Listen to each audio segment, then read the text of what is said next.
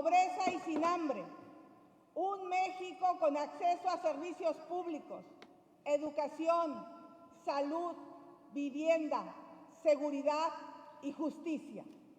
En resumen, un México de clases medias, justo lo que este gobierno ha destruido.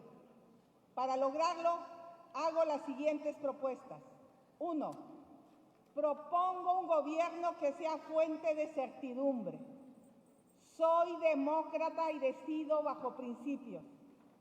Soy ingeniera y decido con datos y evidencia, no con ideología. Soy una mujer honesta, con la que podrán hablar de manera franca y a la cara.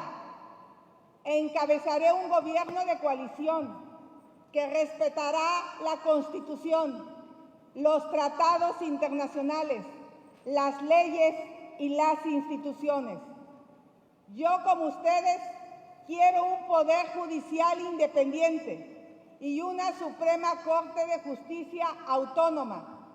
Por eso, rechazo y condeno el vulgar asedio del presidente y su candidata contra la Corte y contra el Poder Judicial.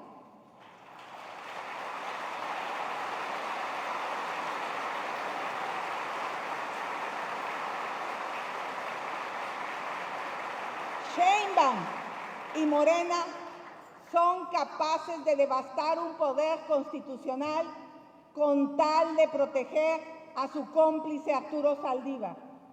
En contraste, yo les ofrezco un gobierno que respete la división de poderes, rinda cuentas y brinde la certidumbre que da el Estado de Derecho para generar confianza en los inversionistas. De lo contrario, las inversiones serán escasas. 2. Finanzas públicas sanas. Me preocupa enormemente el deterioro de las finanzas públicas. Se acabaron el dinero en proyectos que han tenido legítimos cuestionamientos y enormes sobrecostos. 2024 será el año de mayor déficit en los últimos 35 años. Es inadmisible la cantidad de recursos que se han destinado a Pemex sin tener resultados positivos. El reto para el siguiente gobierno es enorme. Se tiene que hacer una reingeniería de las empresas productivas del Estado. Se tienen que diseñar nuevos modelos de negocio para que dejen de perder dinero. Si esto no se hace, aguas con las pensiones. 3. Propongo un gobierno que proteja a los ciudadanos, no a los criminales. Para mí, la ley sí es la ley. Las víctimas tendrán empatía y justicia. Para los delincuentes se acabaron los abrazos. Recibirán todo el peso de la ley. Las Fuerzas Armadas retomarán las funciones establecidas en la Constitución. A los civiles, lo que es de los civiles, y a los militares, lo que es de los militares.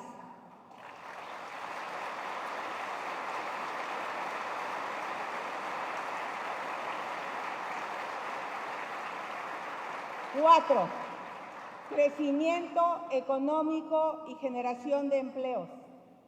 Hoy se da una gran oportunidad donde se combina el bono demográfico y el fenómeno de la relocalización que nos permitiría tener crecimiento económico y empleos bien pagados.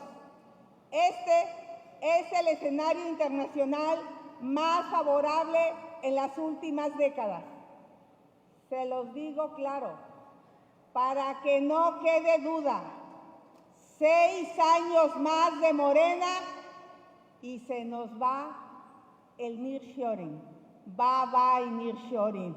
Ustedes lo saben, los empresarios y los inversionistas lo saben. Sin la participación del sector privado en subastas abiertas y competidas, no habrá energía suficiente, limpia y barata. Despierten, no dejemos ir la mejor oportunidad que hemos tenido en una generación para impulsar nuestra economía. Hay que sacudirnos el temor y atrevernos a lograrlo, porque el mundo no nos va a esperar. 5. Ay.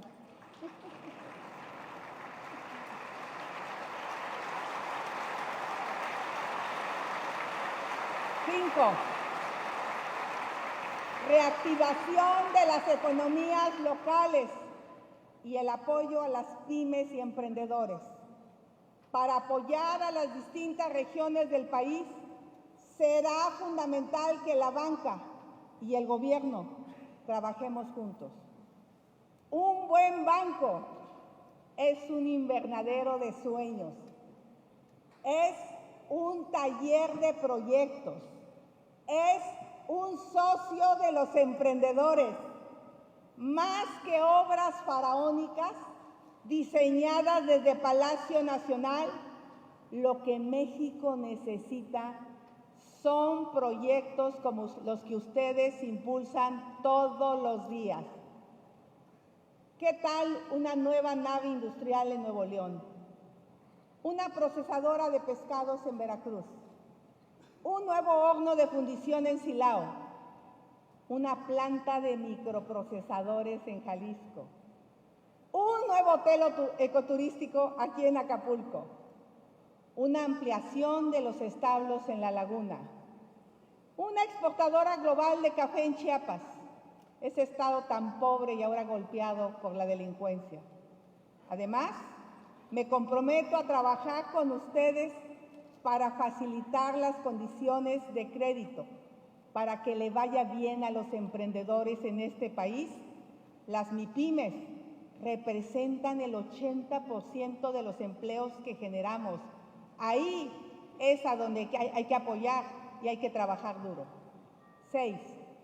Infraestructura, para permitir la relocalización de las empresas y tener crecimientos y empleo bien pagado, necesitamos más y mejores puertos, carreteras, ferrocarriles, aeropuertos, así como una importante red de telecomunicaciones. El cambio climático es una realidad. Estamos viviendo la peor crisis de agua de nuestras vidas. Es una crisis creada por la negligencia y la falta de inversión de este gobierno. Necesitamos capital y talento para tratar el 100% de las aguas residuales, tecnificar el campo y construir nuevas presas. Encontremos vías para que la banca sea protagonista de la transición energética, en la construcción de infraestructura, y hagamos el más ambicioso programa de construcción de vivienda para nuestros jóvenes. Ante la desaparición de la financiera rural y la inoperancia de la banca de desarrollo, es urgente encontrar mecanismos en el corto plazo para que los pequeños productores del campo tengan acceso a tasas competitivas. 7. Programas sociales. Ustedes saben que yo nací en la pobreza, estudiando duro y con una beca salí adelante. Yo sé lo que duele, yo sé lo mucho que cuesta, pero también sé que se puede. Por eso creo en los programas sociales y, como lo he dicho, Morena se va, los programas sociales se quedan.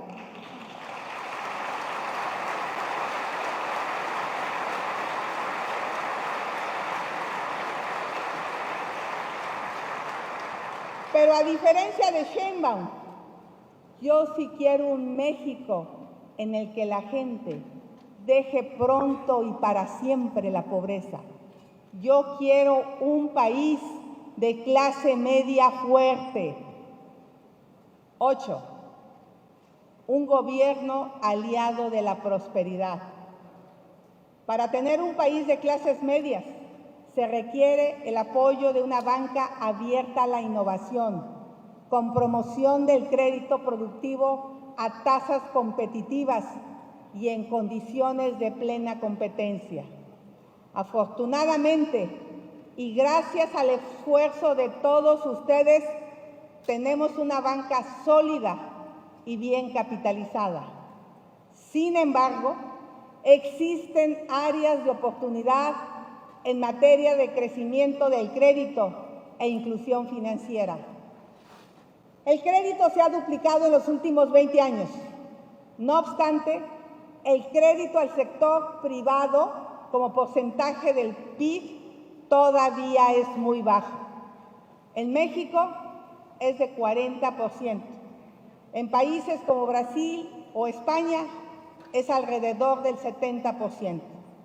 Trabajemos juntos para formalizar y bancarizar la economía. Hablemos de las soluciones que necesitan para ampliar el crédito y la bancarización. El derecho a una identidad biométrica. Es increíble que México no la tenga. Y el impulso a la infraestructura digital reducirá los fraudes cibernéticos. Mientras podamos ofrecer mayores certezas y menos riesgos, habrá oportunidad de dar mejores tasas de interés. En mi gobierno quiero tener a los mejores profesionistas que sean leales a México y no a una persona o a un proyecto político. Quiero profesionistas 100% honestos y 100% capaces. Voy a hacer la mejor selección nacional de talentos, tengan la certeza.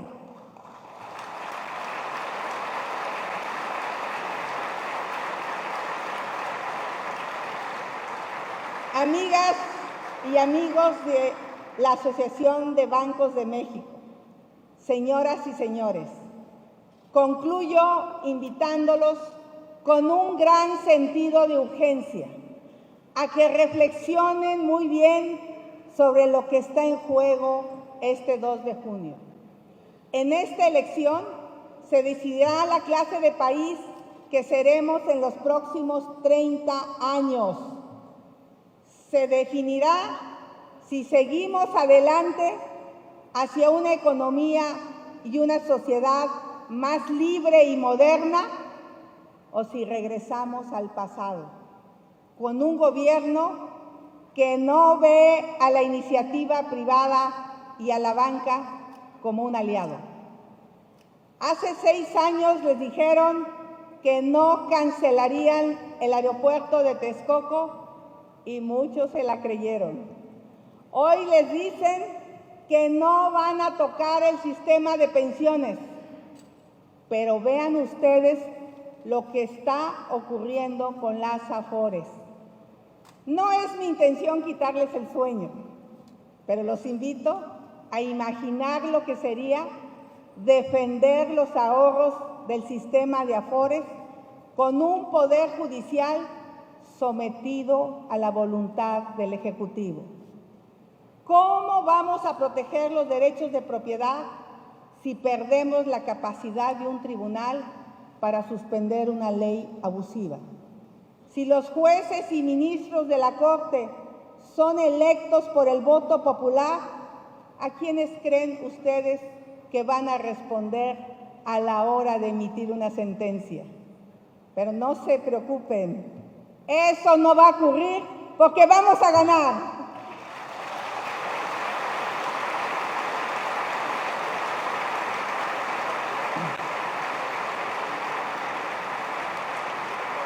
Este 2 de junio, con alta participación, vamos a derrotar a la mentira y a la manipulación. Vamos a gobernar sin odio, sin divisiones, todos unidos, jalando parejo, como un solo país, como un solo pueblo. Luchemos juntos por la vida, por la verdad, y por la libertad. Solo así conseguiremos la prosperidad. Muchas gracias.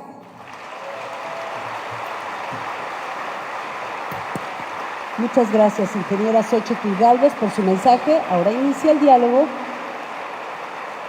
con el doctor Leonardo Curcio.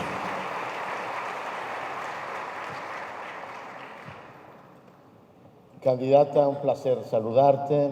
Por supuesto, agradezco mucho a la ABM la invitación, poder estar nuevamente en este escenario con tantas amigas y comentar contigo, bueno, pues hacia dónde va el país.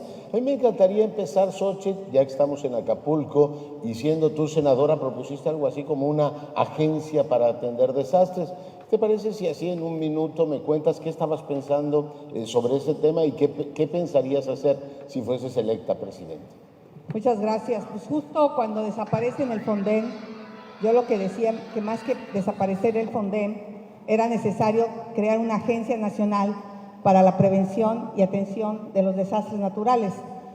Lo que pasó aquí en Acapulco es muy delicado y muy grave, porque nadie le pudo alertar, por ejemplo, a los capitanes de los barcos que estaban en la marina, que venía un huracán categoría 5.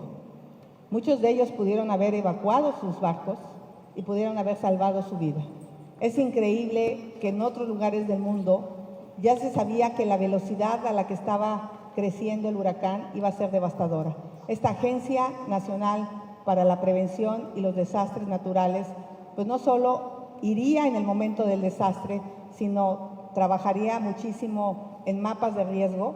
Lo que estamos viviendo ahorita con la sequía es increíble en todo el país. No se ha declarado la emergencia nacional por la sequía y hay municipios que realmente no tienen los recursos para enfrentar el suministro de agua. Entonces, esta agencia nacional sería una agencia con personal técnico calificado, sobre todo para trabajar en la prevención de desastres naturales. ¿Detectar riesgos o atender desastres? ¿Cuál sería? Atender los riesgos y en el momento que se dé el desastre, atender el desastre. Oye, déjame abordar otro tema técnico para ya empezar a hablar de política y cómo es el entorno económico. Ciberseguridad. En el legislativo hay creo 19 iniciativas sobre ciberseguridad y ninguna ha aflorado. Tú hablabas de cooperación entre el sector privado y público, el gobierno. ¿Cómo tratarías el tema de ciberseguridad? Crecientemente el tema de los ciberdelitos, las sustituciones de identidad van avanzando. ¿Ese tema cómo lo enfrentarías, Xóchitl? Pues lo primero es que tenemos que tener una identidad biométrica. O sea, mientras en México no exista una identidad biométrica desde que naces, inclusive muchos de los niños corren riesgos, porque si por alguna razón llegan a desaparecer, pues no hay mucha información para localizarlos. Sé que cambian las huellas digitales, pero pues las vas actualizando y como a los 9, 10 años, quizá para que te entreguen tu certificado de secundaria, ya tendrías que tener tu identidad biométrica y con eso creo que reduciríamos muchísimo los riesgos. Sí tenemos que incrementar la cobertura de Internet, seguimos teniendo ahí un pendiente con las redes digitales, todavía tenemos buenas partes del país que no están cubiertas, entonces creo que redes digitales, tener una ley de ciberseguridad, que eso hay que apurarlo, pero no solo esa ley quedó pendiente. Yo presenté una reforma en materia de inteligencia artificial porque es un tema que sigue creciendo y no tiene regulación. Entonces creo que todos estos temas tecnológicos, porque además mi gobierno va a ser un gobierno donde el uso de blockchain va a ser una posibilidad justamente para darle certeza a muchos de los procesos en licitaciones públicas, en el suministro de medicamentos. El uso de tecnología pues, es un gran aliado de gobiernos que pretenden eliminar la corrupción, como es el caso del mío. Ya. Oye, preguntarte en varias conversaciones y en tu discurso ahora se habla del nearshoring, de la necesidad de aprovecharlo más, que es una oportunidad, una ventana que se nos ha abierto cuando la potencia, digamos, lee en clave geopolítica la economía mundial y dice hay que reubicarse en países amigos. Pero los países amigos tienen que hacer la tarea, me lo han dicho los caballeros y las damas a los que he entrevistado, y me gustaría empezar contigo planteándote a ti el tema de la educación. O sea, está muy bien que tengamos nearshoring, que tengamos muchas oportunidades, pero tenemos, Xóchitl, un país de reprobados. PISA lo dice claramente, y además no somos particularmente exigentes en las escuelas, por tanto, estar reprobados con los niveles de exigencia que tenemos es particularmente grave. ¿Es, digamos, un asunto asumible por un gobierno? ¿Se puede atender en una generación el retraso que tenemos en esa materia? Yo pongo en la mesa 5 puntos para que el nearshoring sea una realidad. El primero, certeza jurídica, respeto a la ley. El segundo tiene que ver con energía limpia y agua. El tercero tiene que ver con capital humano, de lo que estás hablando. El cuarto con infraestructura y el quinto con seguridad pública. Estos 5 puntos son claves para que realmente lleguen las empresas. Entremos al tema de educación. Efectivamente es un desastre. Mientras Sheinbaum le apuesta a la ideología, yo le voy a apostar a la tecnología. Todos los niños en el país van a tener una tableta electrónica y acceso a Internet. Eso es fundamental, enseñanza del idioma inglés, habilidades digitales, competencias laborales. El programa Jóvenes Construyendo el Futuro se transforma en un programa que se va a llamar Sí Estudio y Sí Trabajo. O sea, los jóvenes van a recibir este apoyo económico a cambio de que tengan o un ingreso educativo en la universidad o que estén estudiando alguna certificación técnica, un idioma, programación, y creo que con eso podemos, junto con la empresa, vincular algo que se llama carreras duales, que podría ser el que las empresas y nosotros podamos formar técnicos. El nearshoring necesita muchos técnicos. Seguir trabajando en el tema universitario, pero muchísimo con los jóvenes. Y sí tenemos que echarle un ojo al modelo educativo, un modelo educativo que hoy no está basado en competencias, en aprendizaje, y eso sí nos va a llevar un poco más de tiempo, pero siento que con estas certificaciones de competencias laborales podemos tener jóvenes o personal técnico capacitado, preparado para el nearshoring. De todas maneras, te quiero decir que muchos de nuestros jóvenes estudiantes en el norte del país están acabando en Estados Unidos, en muchas empresas norteamericanas, porque están en búsqueda de talento, de ingenieros. Hay que fortalecer más las carreras STEM, hay que impulsarlas más, sobre todo en el sureste, si queremos que realmente el nearshoring vaya para allá. Yo le tengo pavor a las tabletas porque empiezan las preguntas complicadas. Aquí ya tengo varias. Te quería preguntar también, que las vas a dar tú a los estudiantes, las preguntas difíciles, sobre el tema de la innovación, que también ha salido en múltiples conversaciones. Si uno ve cómo ha crecido Estados Unidos en los últimos años, tiene un crecimiento como el 9%, o sea, son más ricos que nosotros en este periodo pospandemia, y buena parte de ese crecimiento se explica por la innovación. Veo la tabla de patentes de los distintos países que la registran y nosotros no registramos efectivamente patentes, y finalmente veo que han impulsado mucho a través del acta de los chips y todos estos instrumentos la idea de que las nuevas tecnologías serán como el futuro económico del país. ¿Estamos enganchados, candidata, a ese tema? ¿Y cómo se plantearía usted el tema de la innovación? ¿Cómo meter a México en esa línea? Primero, hay un gobierno que cree que hay ciencia neoliberal. Y pues la ciencia es la ciencia. La ideología trata de ponerse en todo lo que hace el gobierno y creo que eso hay que dejarlo atrás. Hay que dejarle a los científicos el desarrollo de la ciencia. Hay que recuperar a CONACYT, hay que seguir invirtiendo en el sector privado junto con las universidades privadas. ¿Por qué dejar de invertir en innovación si el que realmente desarrolla productos, lleva esta innovación al PIB, son las empresas? Este divorcio del gobierno con las empresas, este odio a los empresarios, este odio al que prospera, fue muy claro por parte del presidente. Odia a los aspiracionistas, odia a la clase media, porque la clase media, pues obviamente en el momento que tiene autonomía, pues manda al diablo a los políticos, es la verdad. Y entonces en ese sentido hay una aseveración que hizo la señora Sheinbaum la semana pasada que me llama la atención, donde dice que se puede vivir sin trabajar. Yo no sé cuántos, salvo cuando tienes tu pensión como adulto mayor, ahí todo mi respeto, ya trabajaste, ya produciste, pero más bien al contrario, yo no conozco un país que salga adelante sin el trabajo. Entonces creo que algo muy importante en México es tenemos que dignificar el emprendimiento, el trabajo, la innovación. Por eso voy a crear un instituto, una agencia nacional de emprendimiento e innovación en nuestro país, donde vamos a impulsar a los emprendedores. Nosotros sí queremos que haya más ciencia, más investigación y más emprendimiento. Para mí, el hecho de que haya más empresas, pues finalmente al gobierno le permite tener más ingresos. es un ganar-ganar. Oye, la productividad la tenemos atorada desde hace muchos años en el país. ¿Qué plan tienes para eso? ¿Qué plan tienes de 61 millones de personas que trabajamos, como 40 millones ganan menos de 2 salarios mínimos y está ligada a una baja productividad en el país? ¿Qué has pensado sobre el particular? Bueno, esta agencia también se va a meter en el tema de productividad. Hablamos mucho de productividad. México es un país en ciertas áreas de la economía bastante productivo, en otras no tanto. Yo creo que tiene que ver mucho con la capacitación, con la certificación de habilidades, de competencias, y van vinculadas. Entre más habilidades, más productivo, y yo sí creo que por ahí tenemos que volver a invertir dinero a impulsar junto con los empresarios el tema de mayor productividad, pero no solo hablar como la palabra de productividad para justificar los malos salarios. Yo estoy segura que si los empresarios tienen una presidenta que les cuida, que no tengan que gastar grandes fortunas en seguridad. Hoy tienen que llevar sus trailers con seguridad privada para llevar sus mercancías.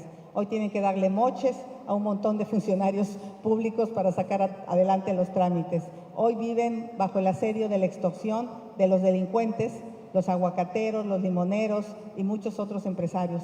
Quizá los grandes empresarios no, pero los pequeños y medianos. Entonces, pues el dinero no alcanza para invertir en lo que es importante, en las personas. Yo estoy segura que con mejores salarios podemos alcanzar otros niveles de productividad y de eficiencia en las empresas. Elevar la productividad. Fíjate, hablas de dinero, gastar en eso, hablabas también de programas sociales y me preguntan, ¿consideras necesaria, Xóchitl, una reforma fiscal para la sostenibilidad de las finanzas públicas? ¿Cuál sería tu plan en todo caso para fortalecer las arcas públicas? Ya lo dije ahorita en mi discurso, el tema de Pemex es delicado y es grave. Fui cuestionada por el cierre de la planta de Cadereyta y la planta de Tampico Madero. Son dos plantas que una pierde 4,000 millones de pesos y la otra 23,000 millones de pesos al año. Entonces yo le pregunto, pues ¿quién tendría un negocio donde pierdes dinero todos los años? Entonces sí creo que Pemex tenemos que rediseñar el modelo de negocio. Pemex se puede meter a la geotermia, a la captura de carbón, a la producción de hidrógeno. Pemex podría tener otras áreas de negocio. Todas las empresas petroleras del mundo están actualizándose, están innovando. Y donde Pemex es rentable es en Pemex Exploración.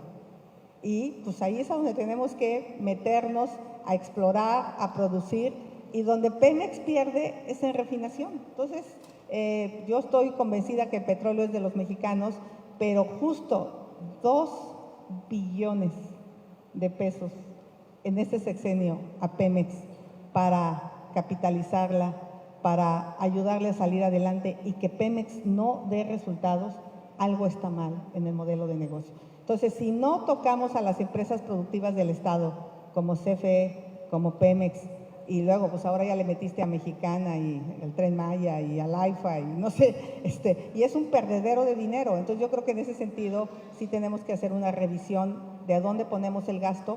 Lo dije ahorita en mi discurso, hay que crecer la economía, la informalidad la tenemos que ir metiendo a la formalidad, no hay de otra, o sea, tenemos que bancarizar, pero para bancarizar pues también los banqueros requieren cierta certeza jurídica, y creo que ahí es a donde tiene que haber la creatividad entre el gobierno y la banca para hacer cosas de innovación. Hay que crecer los que contribuyen al país y dejar de gastar a lo güey. Digo, no te puedes gastar en dos bocas 3 veces el valor. La refinería iba a costar $8,000 millones, hoy anda en $22,000 millones y no refina un barril de petróleo. El Tren Maya, perdón, es una broma, costó $500,000 millones, 4 veces su valor original. Entonces, algo está mal en el cómo hemos invertido el dinero público y dejamos de invertir en carreteras, en puertos, en aeropuertos. El puerto de Coyutlán en Colima es indispensable para el comercio exterior. Necesitamos más cruces fronterizos. Invirtamos en el dinero donde nos genera riqueza, y esa riqueza pongámosla en educación pública, en salud pública, en seguridad pública. Eso es lo que tenemos que hacer.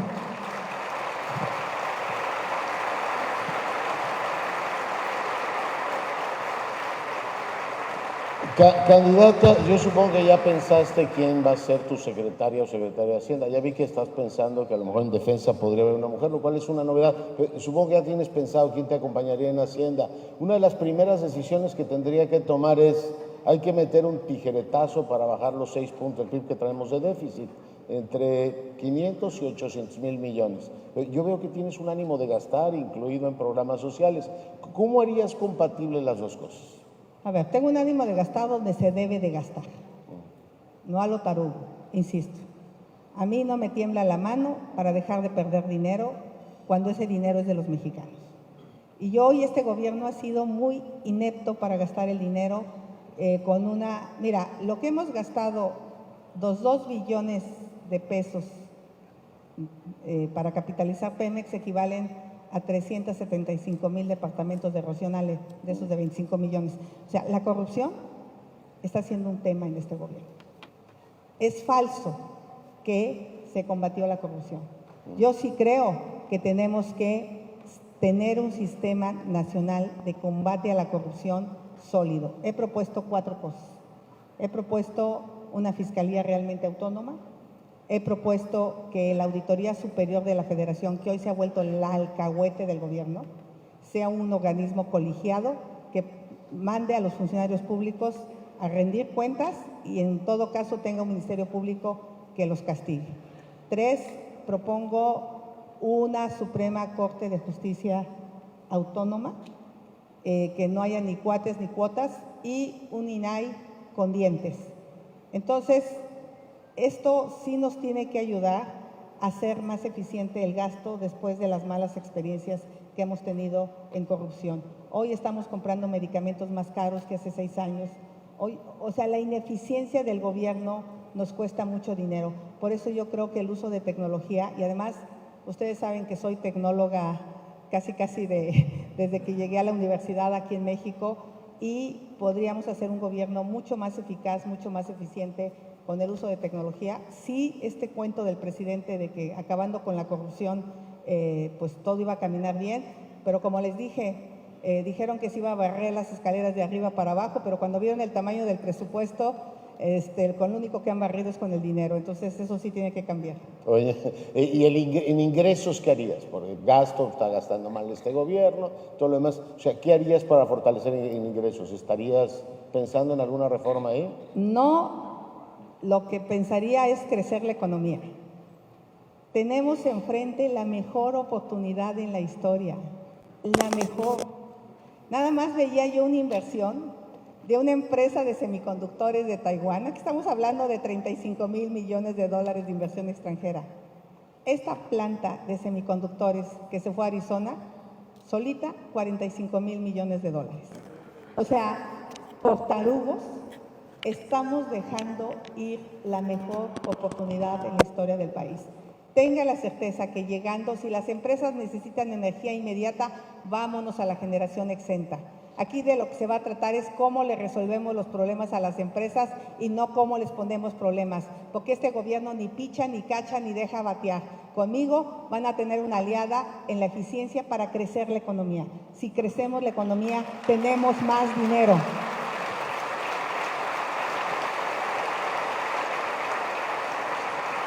Bueno, pues ahí está el tema del dinero.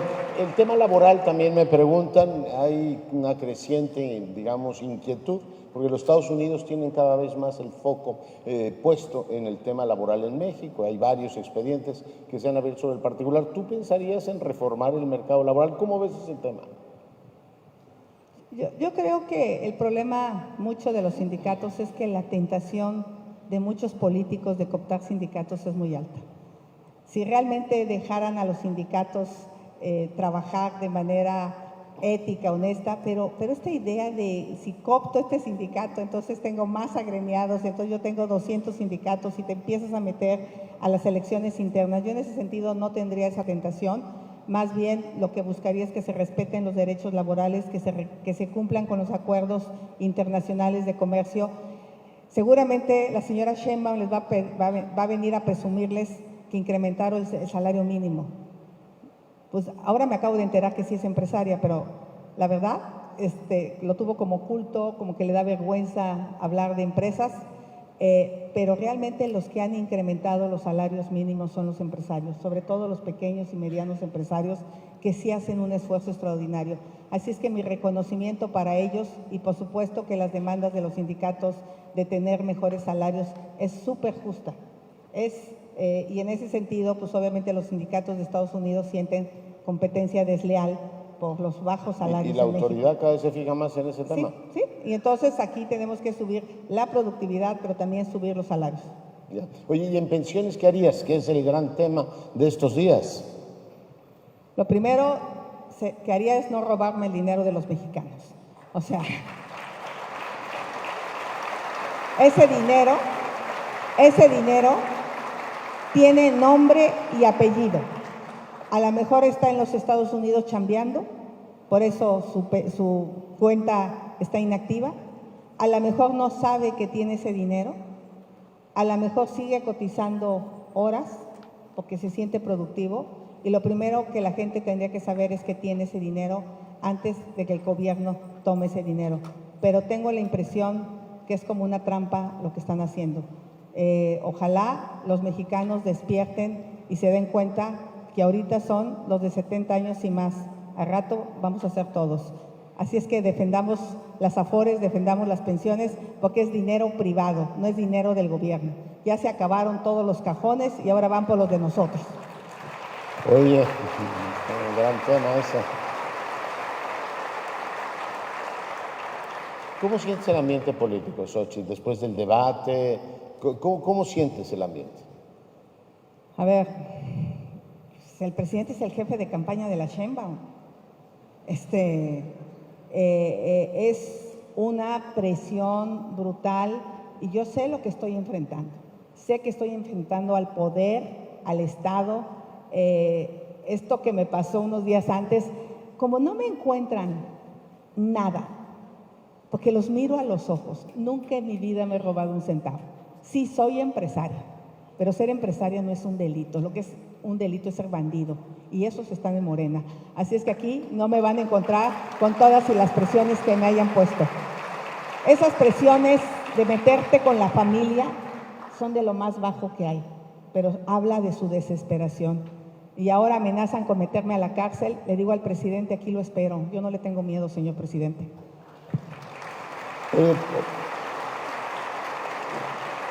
Pero está haciendo una campaña de juicios políticos, a ti te acaban de denunciar también. ¿Tú sientes que el tema se va a judicializar o hay condiciones para que el 2 de junio votemos todos en paz?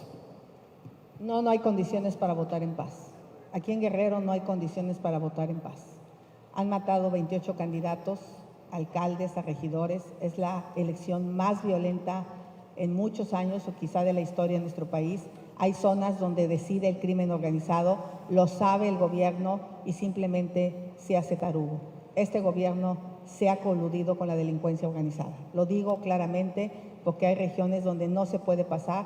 El Comando Norte de Estados Unidos, que es un personaje, un general del ejército con el más alto rango, habla de que el 35% del territorio está en manos de la delincuencia organizada.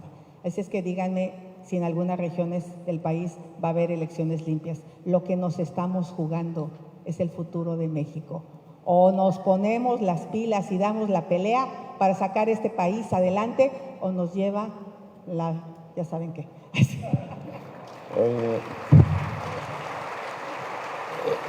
En materia de cooperación con los... No, tú siéntate, yo me levanto para verte mejor. No, pues así para estar juntos. Oye, en materia de cooperación con los Estados Unidos, ¿qué harías? Pues ya lo he dicho claramente, he hecho 2 propuestas. Una siéntate agencia... cómoda, no, está bien. yo me siento, me sentí mal de... Estamos bien así.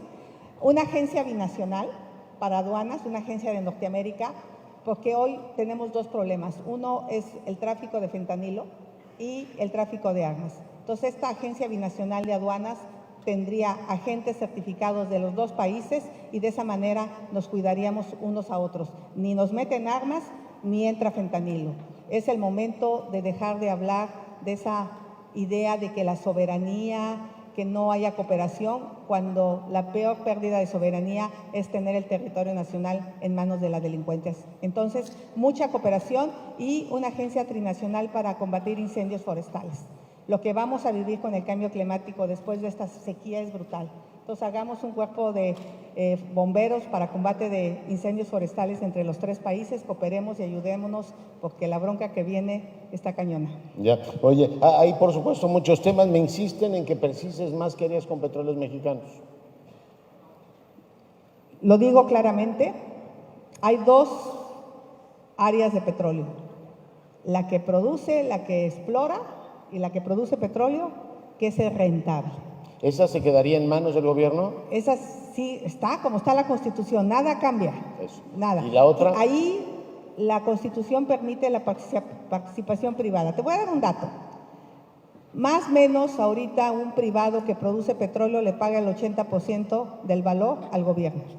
Poquitos, son 100,000 barriles, pero le paga, porque ya se cancelaron las rondas. Hoy, con todo el dinero que le estamos dando a Pemex, pues son como 30%, 35% de un barril. Entonces, esta idea de soberanía, de que el petróleo es de nosotros, claro que es de nosotros. Nomás que si no te asocias con el sector privado, que ponga capital de riesgo, que le entiende bastante bien aguas profundas, pues Pemex no tiene las condiciones para seguir produciendo. O sea, ¿volver al modelo, el espíritu de la reforma energética? Volver ese modelo, nomás que explicarle bien a los mexicanos que es una falacia, porque mira, por un lado la soberanía, y importamos 80% de gas natural de Estados Unidos. ¿Cuál soberanía energética? O sea, en ese sentido. Y 2, el área de Pemex Transformación, que es la que está perdiendo muchísimo dinero, yo lo que propongo es que Pemex se llame Petróleos Energías Mexicanas. Que Pemex empiece a entrar al sector de las energías. El futuro de las energías es la energía eléctrica, el futuro de la energía eléctrica es la energía renovable. Entonces, Pemex también podría entrar a la geotermia, Pemex podría entrar al hidrógeno y creo que puede tener unas áreas de oportunidad a la captura de carbón y pues hacerle un nuevo modelo de negocio a Pemex.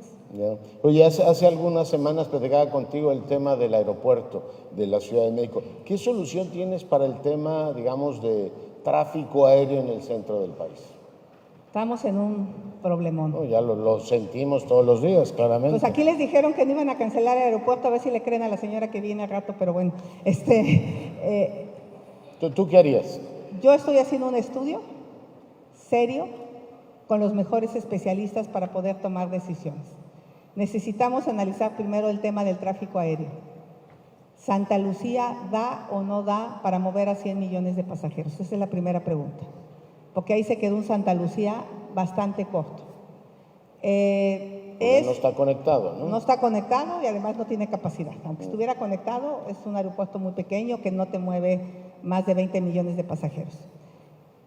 El aeropuerto de Texcoco, que era el proyecto original, meterle dinero público cuando traes la bronca fiscal que traes, pues hay que analizar si el sector privado pudiera tener interés y qué implicación ambiental tiene.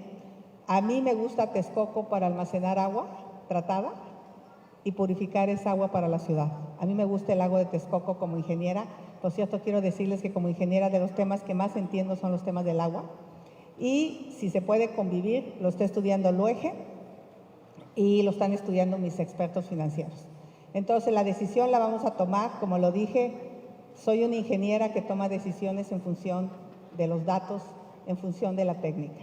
Pero sí tenemos un problema y tenemos que resolverlo y el compromiso al que yo hago aquí es que vamos a tener un buen aeropuerto internacional, esté donde esté, o Santa Lucía o Texcoco, pero vamos a tener un aeropuerto internacional porque el país no puede seguir sin un aeropuerto. El centro del país particularmente, ¿Sí? ¿no? Sí.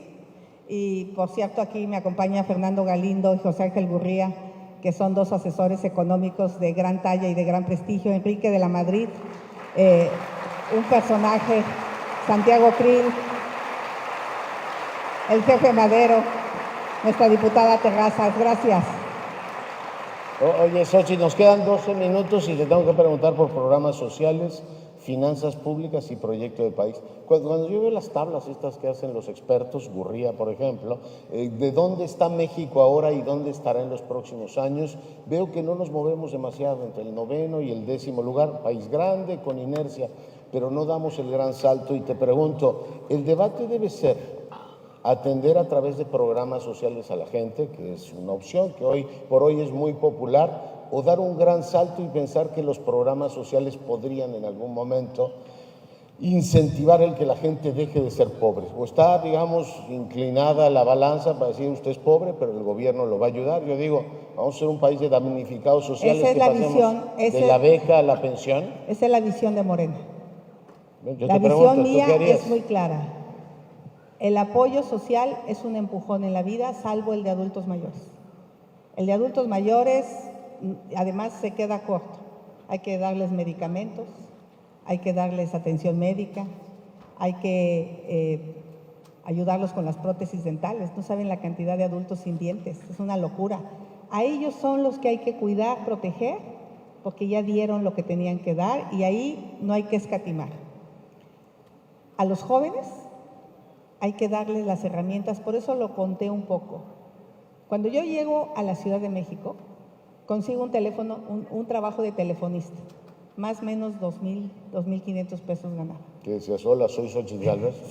Buenas tardes, trabajaba vendiendo computadoras o algo así como Printaform, era la telefonista de esa compañía. Y en ese sentido, fue durísimo el primer año de la Facultad de Ingeniería, durísimo. Trabajar, estudiar, vivir en Iztapalapa. Y en el momento que me dan una beca en la Facultad de Ingeniería por 3 semestres y aprendo a programar, 50,000 pesos mi siguiente salario. O sea, el tema está en eso, en darles habilidades, capacidades. Claudia me criticó porque dice que hablo de temporalidad, en el debate lo dijo, es que ella quiere programas. No, Claudia, los programas de Jóvenes Construyendo el Futuro es por un año. Aprendices, ¿no? El modelo Sí, dual, ¿no? es por un año, nomás que yo quiero que ese año sí tengan las habilidades, que aprendan bien inglés para que no digan you have to walk the talk como yo, que realmente puedan tener habilidades digitales, competencias laborales, y eso es lo que quiero lograr con los jóvenes. Yo sí veo a los jóvenes detonando su crédito de vivienda, metiéndose al mercado laboral en friega, trayendo empresas relacionadas a la robótica, a la inteligencia artificial, a los semiconductores, a la electromovilidad, a la industria médica, a la industria del entretenimiento. Ahí es a donde veo a México, y yo veo empujón, y las personas con discapacidad, pues obviamente el apoyo económico, pero hay muchas de ellas que podrían tener acceso a la educación. Una persona sorda no tendría por qué no tener acceso a educación de calidad, o una persona ciega.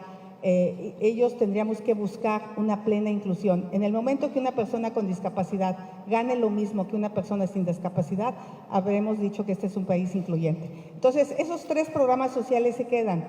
Yo agregaría apoyo a las mujeres en violencia, eso sí es fundamental.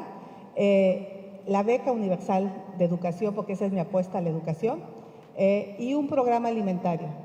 Hay gente que hoy en este país muere de hambre. Yo conozco, o por desnutrición, muchos niños. Conozco la Sierra Tarahumara como la palma de mi mano, la Sierra Sur. O sea, después de AMLO, yo creo que soy la persona que más conoce el país. Conozco la montaña de Guerrero, Tlacochitlahuaca, San Luis Acatlán, y la pobreza es brutal. Y hay gente que no tiene para comer. Ahí es a donde me enfocaría.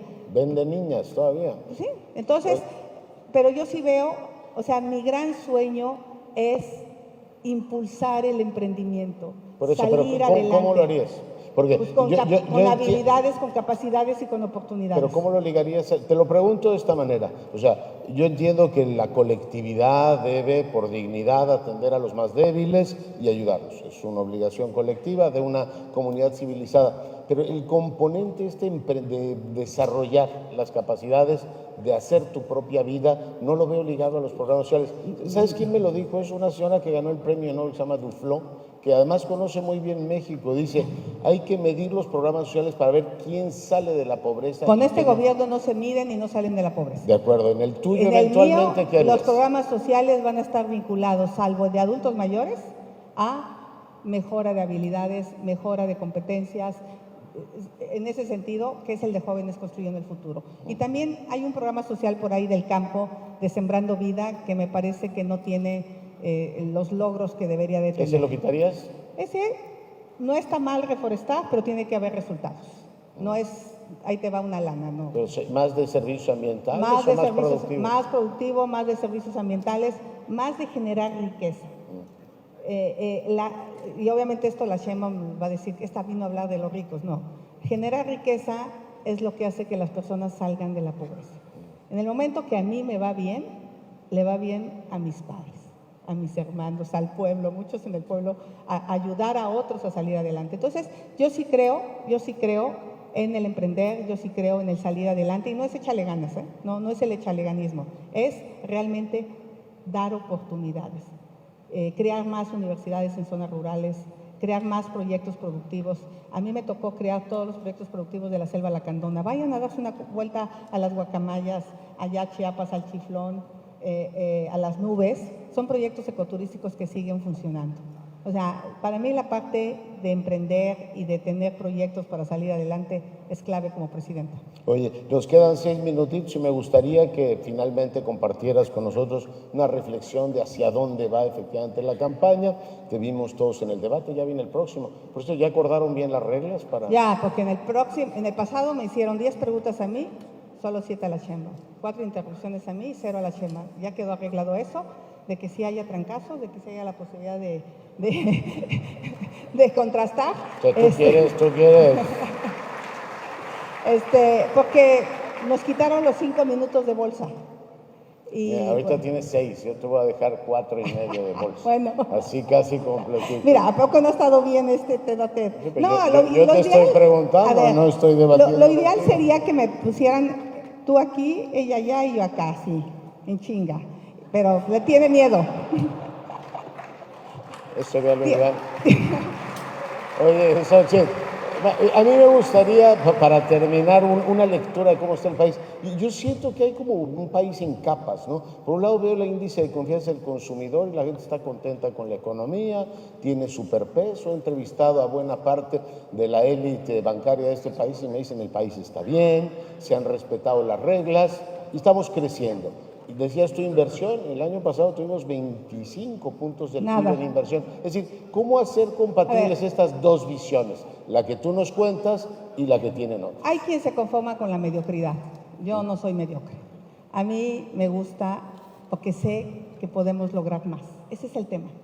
O sea, si fuéramos un país de África y tienes 1% de crecimiento, 0.9, bueno, no está mal.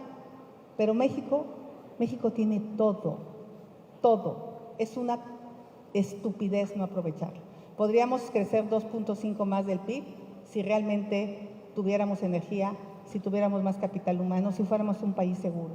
O sea, no nos conformemos con un crecimiento mediocre. Generamos solo 2 millones, en promedio, ¿no? Solo 2 millones de empleos en 5 años. El gobierno anterior, esos maravillosos amigos del PRI que por ahí andan, crecieron 4 millones de empleos, pero necesitamos 1.2 millones de empleos. Tenemos mucha economía informal, tenemos mucha gente que no tiene un empleo digno, que no tiene una vivienda, no tenemos un programa de vivienda en este gobierno. O sea, de verdad, es que los que están aquí sí entienden de qué se trata, sí saben que podemos, si tenemos energía, si tenemos seguridad pública, si le apostamos al capital humano, si hacemos algo de infraestructura, nos vamos a ir a la luna, de verdad. Pero allá enfrente odian a los que generan, odian a la clase media, porque son aspiracionistas. Yo invito a todos a ser aspiracionistas. Yo aspiro a tener un país mejor. Xochitl, de verdad ha sido un enorme gusto hablar contigo. Te quedan 3 minutos para un mensaje final. Muchas gracias. Pues muy contenta de estar aquí. Yo lo que les quiero decir es, nos estamos jugando el futuro del país. Soy una mujer que mira de frente, soy una mujer que viene de abajo, pero sobre todo yo estoy convencida que podemos crear un México con mayor igualdad. Pero para crear ese México con mayor igualdad necesitamos crecer económicamente y obviamente tener una política con un gran sentido social. No hay duda que necesitamos reducir la pobreza y la desigualdad, pero la pobreza y la desigualdad se reduce si damos buen acceso a la salud. Hoy mucha gente se ha empobrecido porque tiene que pagar la salud de su bolsa. No hay medicinas, no hay atención médica, los hospitales se caen a pedazos. Hoy nuestra educación es lamentable. Perdimos 10 años de educación en este gobierno. Con eso no vamos a salir adelante. Así es que la apuesta tiene que ser salud, educación, pero sobre todo seguridad pública. ¿De qué sirve tener un ingreso si no puedes salir a la calle a divertirte? ¿De qué sirve que te vaya bien si tu hija desaparece? ¿De qué sirve que te vaya bien si tu hijo simplemente pierde la vida por un fuego cruzado? Podemos construir un México distinto. Ténganme confianza. Vamos a trabajar de la mano. No se trata de mí, se trata de ti, se trata de tu familia, se trata de todos los mexicanos. Muchas gracias.